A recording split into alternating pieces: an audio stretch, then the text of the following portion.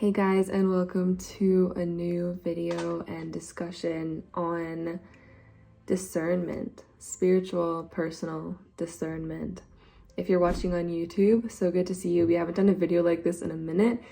And if you're listening on Spotify, hello and welcome.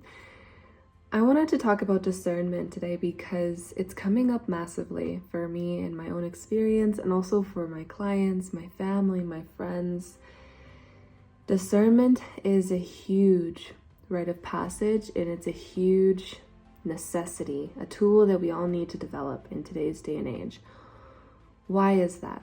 The reason that discernment is so important and so powerful is because, first of all, right now, if you look around, everybody has an opinion they want to give you. Everybody has a tool that they want to provide you.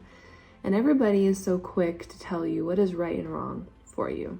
If you've worked with me, you know that I'm huge on this is my experience, but you need to discern and create your own experience and see what is right for you and see what your truth is, what your soma, your body is communicating to you. It's incredibly important because we cannot give our power away to external people, gurus, news media outlet, social media, whatever it is that we are giving our power away to.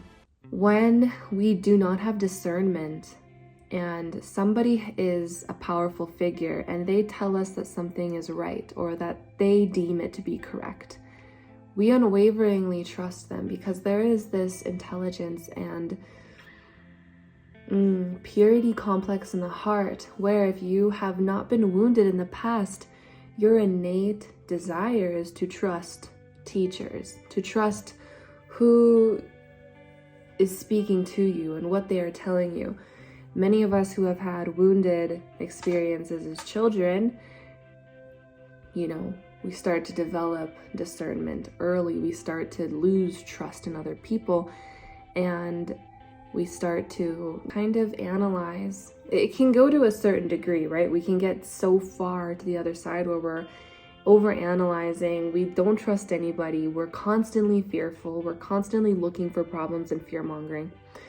And then there's the other type of the person that is, maybe a little bit gullible, maybe a little bit over-trusting, maybe they are just allowing themselves to fly into any room and have any experience without any, understanding of what's going on. And maybe you fall somewhere in the middle. And neither of those is right or wrong. That has nothing to do with this video. Those are just examples of this, right? When we trust a teacher or trust a practice or trust somebody speaking upon us facts, and we do not fact check with our body and fact check within our own gnosis, we are giving our power away. And this is what we've seen happening in society for a very long time. People don't take the time to really think about how they feel. And also, we've been kind of groomed and cattled into this space now where we don't want to know what we feel. We don't even know how to feel what we feel. We don't know what our truth is because we are bombarded with over-information, too many options, overstimulation, EMF exposures. Our nervous systems aren't regulated and grounded, and a regulated nervous system and a regulated, sealed and light body field that is being upheld to a healthy state. That is a person that has the capability of knowing immediately if something is for them and if something is not for them.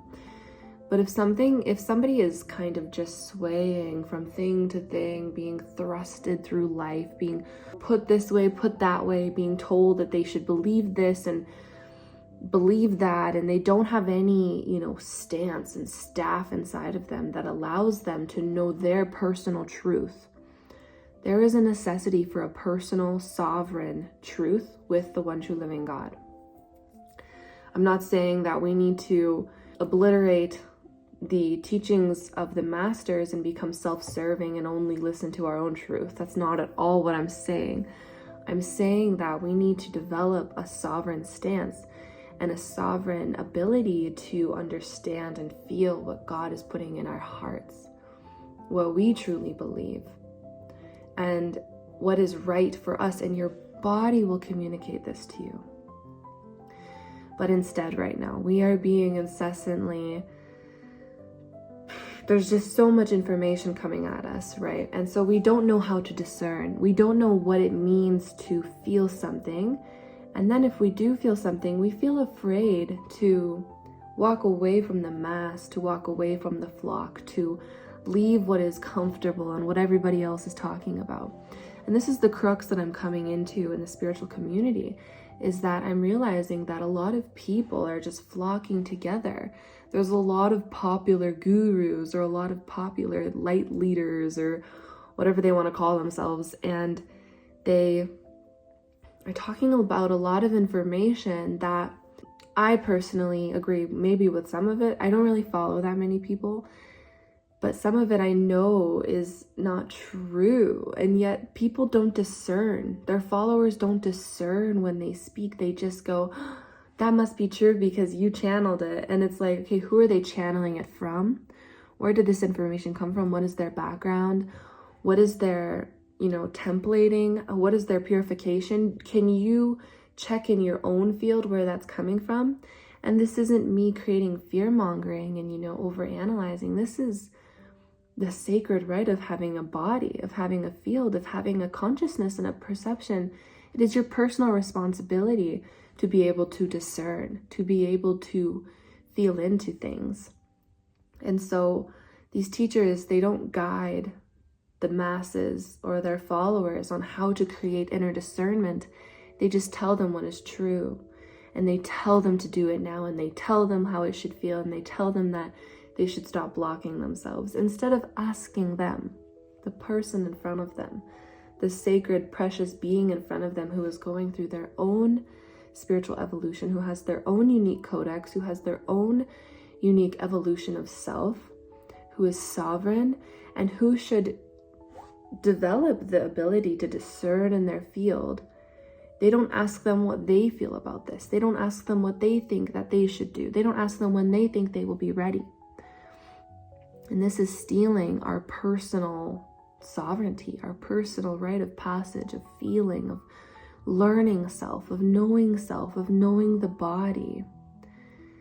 It is so important to reclaim the guruship that we place externally, to develop discernment, to know and trust our gnosis, to curate a sense of self, a library within, so that when we go out and we listen to news, we listen to the gurus online, we listen to social media, we watch those movies, we're not just having frequencies and information and codings put upon us without the without being able to register what it's doing to us and how it makes our body feel and how it makes our light body feel.